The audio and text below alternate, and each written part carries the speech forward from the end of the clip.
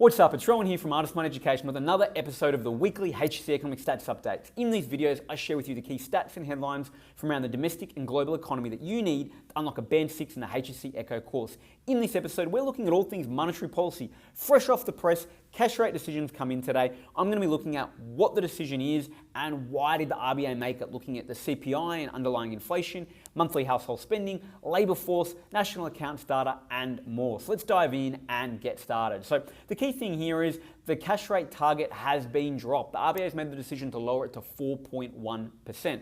Now, why have they done that? Let's have a little look here and unpick this. First of all, they've argued that inflation has eased over much of 2024. So headline underlying has come down, right? And therefore, as a result, right, we can start to think about basically releasing or easing our cash rate target because it's coming into the target zone. So let's actually take a little bit of a look at that, right? So the CPI data has come out for the December quarter, and we've got to remember that the RBA looks at the underlying rate of inflation. So they don't just look at the CPI, they look at underlying as a better indicator of the long-term inflationary pressures in an economy. Now note, what the underlying does, as we can see here, okay, is the underlying ultimately takes the top 15% and the bottom 15%, removes it. That's why it's called a trimmed, right, because they're trimming, and they take the mean of what remains. Now, typically, right, what that does is it reduces the effect of irregular or temporary price changes. So it excludes often things, in this case, like electricity and automotive fuel increases, right? Now, what we can see here is if we go and look at the data, first of all, if we look at the CPI went from 2.8 in September to 2.4 in December. So the CPI now is smack in the middle and trying to be below the 2 to 3% target, right? So CPI has been moving in the right direction, but let's go look at underlying, which is the trimmed mean. Now, the trimmed mean was 3.6% in September 24, and it's now 3.2%. So it's had quite a significant 0.4% decrease, okay? And we can see we're just sitting now above the 2 to 3% target. Now, the reality here is, okay, that monetary policy has a 6 to 18 month time lag. So the challenge is, right, is if the RBA waits until, the trimmed mean is all the way comfortably in the middle of the target, 2 to 3%, the reality is it may have waited too long because by the time they then, maybe reduce the cash rate to try to stimulate more economic growth, the inflation rate has dropped below the 2%, okay, and it's going to take too long for it to then get it back up because of that timeline factor. So often what the RBA is needing to do here is to try to, really operate from a perspective of, okay, where is this cash rate, where is the inflation rate going to be going to in the next 6 to 18 months? If we believe, because of all of the factors that are contributing to it, it's going to go into the target zone, well, okay, we may need to then change our policy setting here because there are other concerns and other issues we need to be mindful of, i.e.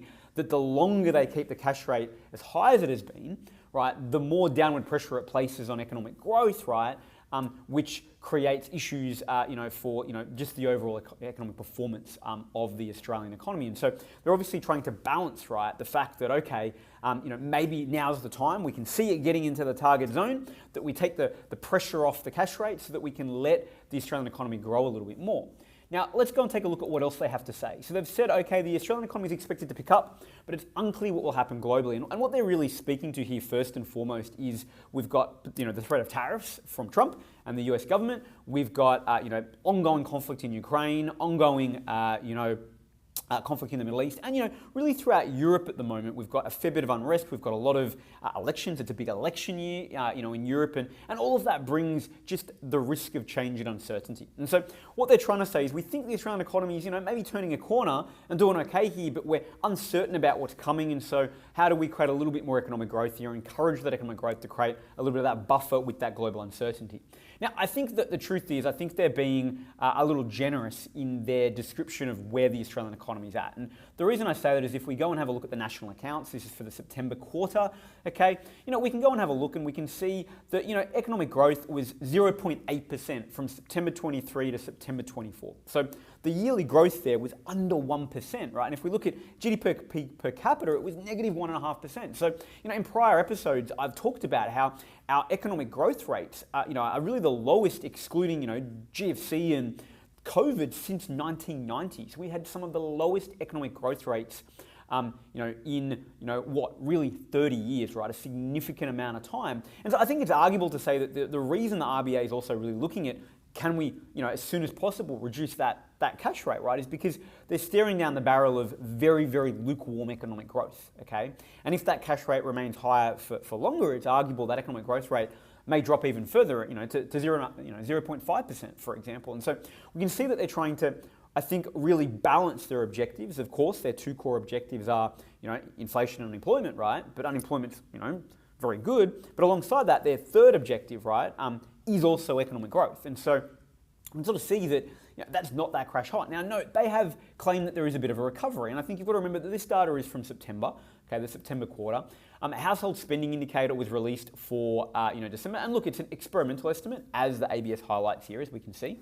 But if we take this for the moment at face value, right, it indicated that household spending actually rose 0.4% month on month, right, for December. And in volume terms, it rose almost 1.4% to the prior quarter for the same time last year. And so you can sort of see that, okay, if economic growth for September quarter was not looking amazing, but note, if we go back, there was a slight little uptick, 0.2 for 3 quarters, 0.3, right, in that quarter. And then on top of that, we've seen that increase in household spending.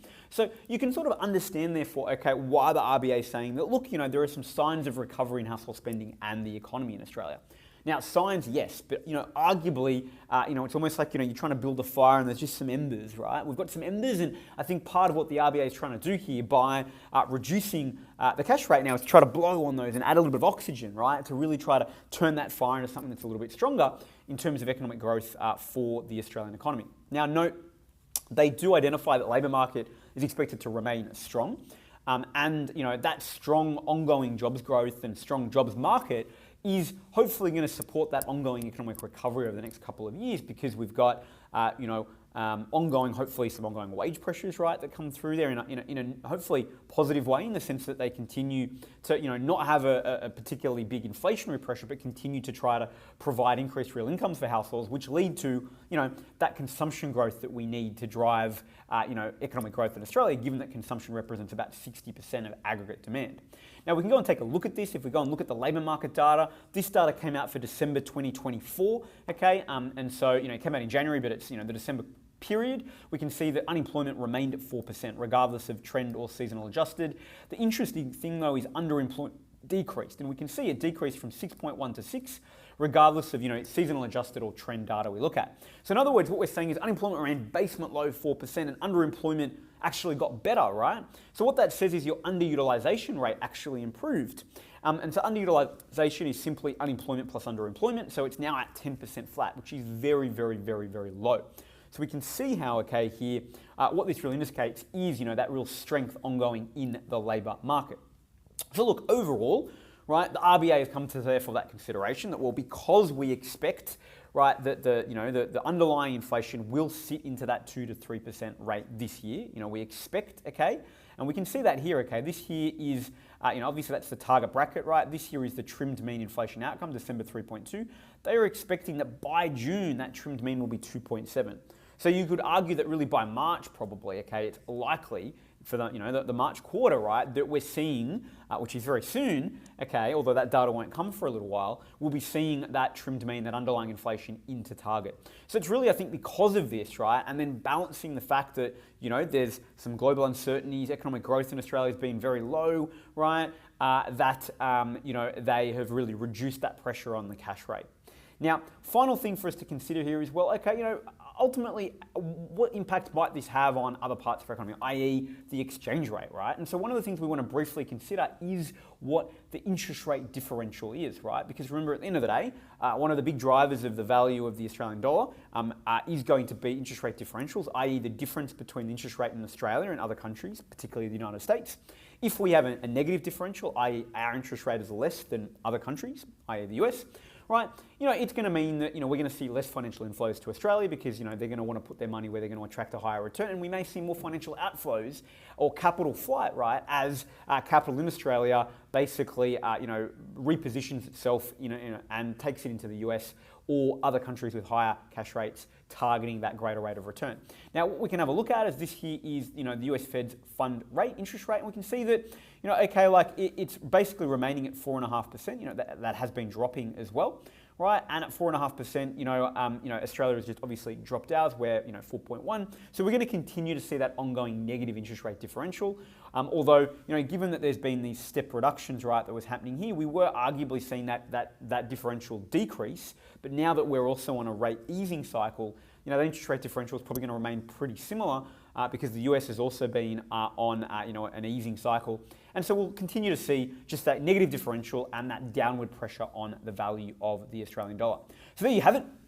That is a hot off the press update on the recent cash rate decision. If you have any questions, drop it in the comments below. Now note, if you're studying the economics course this year, and if particularly, I know many students are doing balance of payments, exchange rates, some of the most complex parts of the HSC economics course. If you're struggling with it and need help, get in touch, leave a comment below or click the link and get in touch with our team. I'm leading a class at the moment at our Chatswood campus in Sydney, teaching and unpacking the balance of payments, exchange rates, topic 2, doing a deep dive to really demystify it, but also help the students really unlock those Band 6 results. We've only got a couple of spots left. The class is almost full. So if you're struggling with it, don't wait, get in, drop your name and details in the link below. Our team will get in touch and we'll get you set up in my class to support you really navigate and ace topic 2 on the HSC economics course more broadly. I will see you next week.